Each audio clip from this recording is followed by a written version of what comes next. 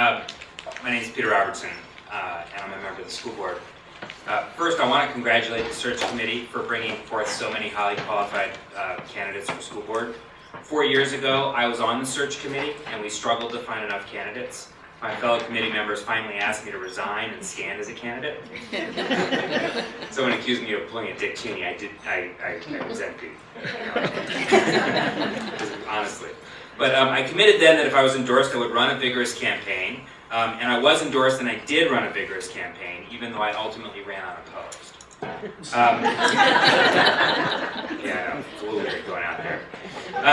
During that process 4 years ago, I was also asked to commit to running for a second term on the board. So I'm here again seeking your endorsement, and commit again that if I am endorsed, I will run a vigorous campaign. If I am not endorsed, I will not run. Not because I'm unwilling to run hard, but because I think this is a really strong field of candidates. And if this committee, in its wisdom, sees that the other perspectives would better serve the community on the board at this time, I'll respect that, expect to support those endorsed, and seek other ways to be of service. I do see my role on the board as service more than politics, an opportunity to give back a little of what Shaker Heights, and especially its schools, have given my family. My daughter and son have gone all the way through Fernway, Woodbury, the middle school, and will be 11th and 9th graders respectively at the high school in the fall. And I believe we must continue to work as a community to make sure that every student in the Shaker schools continues to have the richness of opportunities that my children have had. The school board, however, is clearly a political body, and the issues with which we grapple are central to Shaker Heights' understanding of itself as a community. So let me tell you about myself, my work as a board member these past 3.5 years, and what I think are some issues likely to come before us in the next 4. I will then do my best to answer your questions, and will await your vote on whether to endorse me. First, me. My wife and I moved to Shaker Heights from out of state 16 years ago to live and raise our family. We chose Shaker Heights because of its legacy of commitment to strong and integrated schools. I believe a community is defined by its schools, and I want many others to make the same decision we made, and for the same reasons, for generations to come. My career has mostly been in education. I have been a high school history and government teacher, an education researcher, the chief information officer of the Cleveland schools. I've been in charge of K-12 product development for the Educational Testing Service and for a local software company. And I currently supervise virtual public schools in 9 states. Even when I was a management consultant at McKinsey & Company, one of my 4 years there was devoted to the Cleveland Public Schools. Superintendent Freeman tells the search committee every 2 years that he prefers a lay board. I don't disagree. I don't think my professional knowledge and expertise make me a better board member. And they could make me a bigger problem if I didn't understand the difference between governance and management. But I do understand that line, and I think my knowledge and expertise give me a perspective and equip me with a set of information and questions that strengthens the board, just as it strengthens the board to have lawyers, business people, parents, etc. Nationally, 1/4 of school board members are educational professionals, and I think my professional background should be seen as a strength. Before I leave my professional background, a word about the conflict of interest question that I actually raised in this meeting 4 years ago. As I said then, there are no conflicts of interest, and now I have a track record, and I encourage anyone to ask of my colleagues or the superintendent. I'm sure they would all vouch for the irrelevance of the concern in my case. In fact, I actually think the biggest threat that exists on the board has to do with our roles as parents. And again, I have a record of avoiding even the perception of conflict as well. Second, my work as a board member. 4 years ago in this speech I said, quote, "My knowledge and experience in education reform leave me with a couple of themes that I would explore as a board member.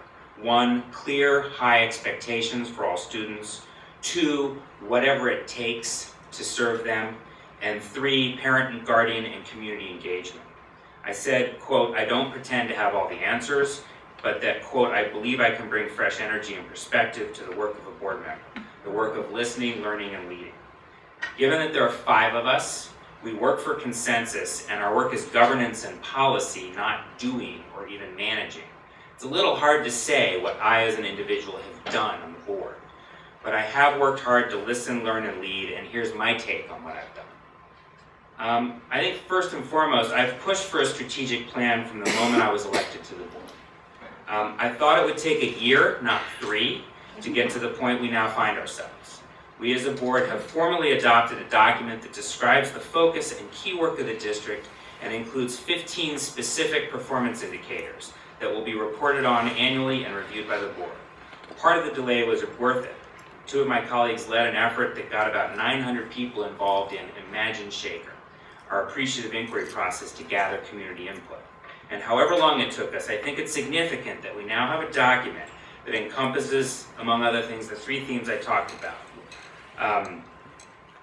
and articulates what the Shaker schools are trying to accomplish. Among other things, for example, to some of the earlier comments, it calls for the elimination of our ability to predict student achievement as a function of race, gender, ethnicity, and/or socioeconomic status.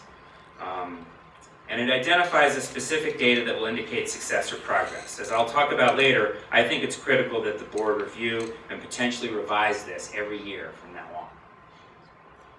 I have been a student of and a cheerleader for the administration's embrace of the International Baccalaureate program for all of our students kindergarten through 12th grade. IB is woven throughout the strategic plan, and I know it to be a terrific framework and agenda for the kind of world-class curriculum, expectations for students and teachers, inclusiveness and whole child focus, and authentic assessment that match our commitment to tradition, diversity, innovation, and excellence. I have heard clear evidence from teachers and parents around the system that IB is starting to take hold and that it is making a difference in teaching practices and in students' classroom experiences. I continue to ask questions of the administration to assure myself that we remain committed to full implementation throughout the schools. I've also asked many questions, done some of my own analysis from time to time, and pushed for redoubled efforts to, 1, help all students succeed academically, and 2, find further financial efficiencies, as well as for greater transparency about the status of both efforts. I have also questioned whether some traditional efforts and spending could be rethought in order to preserve and even enhance quality in the core teaching and learning functions of the school. I'll talk a little bit more about student achievement and money in the next part of my presentation. I've been a full participant in our efforts as a board to address questions of succession planning, which revolve around the reality that we as a community benefit from the deep experience of the leadership team that runs the Shaker schools, almost all of whom are in a position to retire and/or get good jobs elsewhere. While still respecting the line between governance and management, this board was unusually involved in the process of hiring Jim Paces as replacement, with 2 of my colleagues participating in the interviewing of finalist candidates. Finally, I've been an advocate of more transparency and engagement by the board with respect to the broader community. Progress there has been slow, due in part to the importance of board consensus, the power of prior practice, and the realities of busy lives and timing. I accepted invitations for living room chats when we were considering an extension of the superintendent's contract. I was a full supporter of Imagine Shaker, a public engagement process led by 2 of my colleagues. I was pleased when all 4 candidates in the last election pledged more public engagement at this meeting, though much of the engagement so far has taken place in the context of last spring's levy campaign. This year, our board meetings have begun to involve more open dialogue among board members, thanks to our president, and we are seeking invitations to attend the meetings of other groups in the community, an effort that will undoubtedly expand as we try to engage the broader community in the implementation of the strategic plan. We have had some significant moments in my term of office, an intense community conversation about our decision to extend the superintendent's contract 2 years ago, a decision to delay a scheduled levy by a year but then to seek one during one of the most challenging economic periods in most of our lives, and uncomfortable negotiations with our teachers and other employees about compensation and related issues. Moments like these, I would argue, reveal the following about me.